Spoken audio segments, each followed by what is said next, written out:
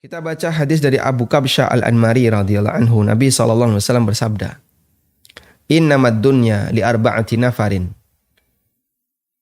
Sesungguhnya dunia ini hanya dihuni oleh 4 golongan manusia.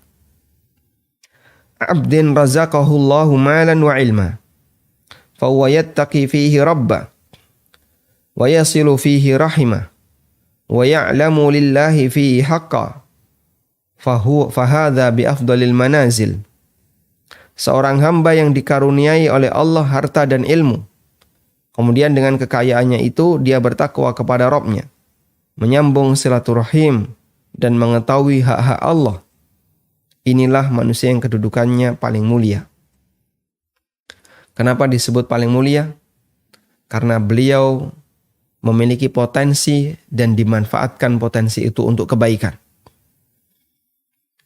Wa 'abdin razaqahullahu ilman wa lam yarzuqhu mala. Ada orang yang dikasih ilmu tapi enggak dikasih harta. Fahuwa shadiqun niyyah, dan dia niatnya jujur.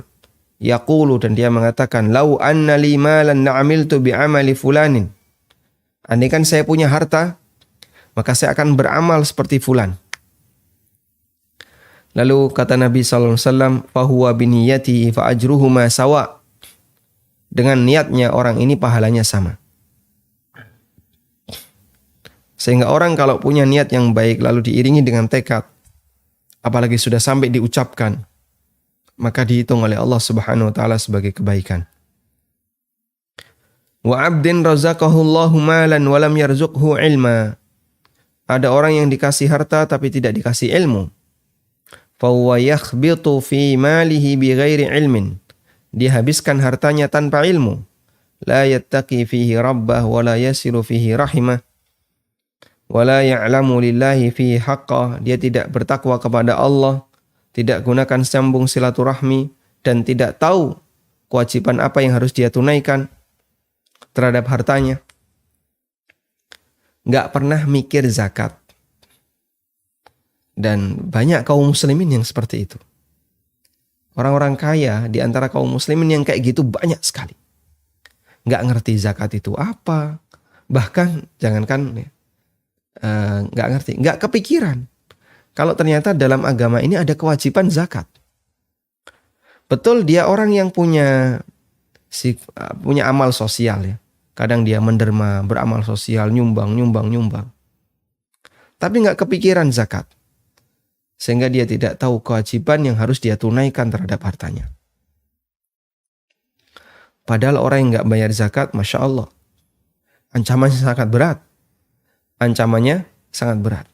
Disetrika oleh Allah Subhanahu wa taala badannya dengan setrikaan yang terbuat dari hartanya.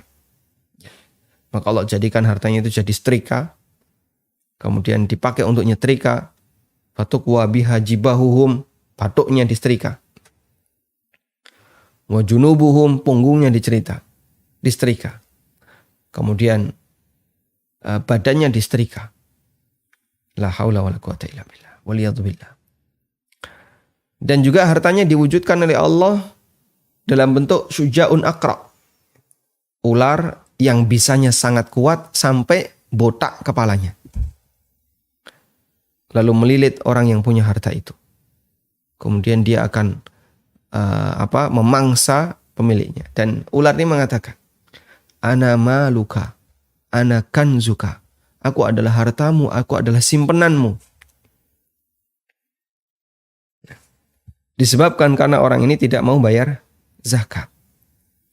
Makanya bersyukur kepada Allah kalau kita punya harta dan kita sadar akan kewajiban untuk bayar zakat. Karena berarti kita tahu kewajiban yang harus kita tunaikan terhadap harta kita.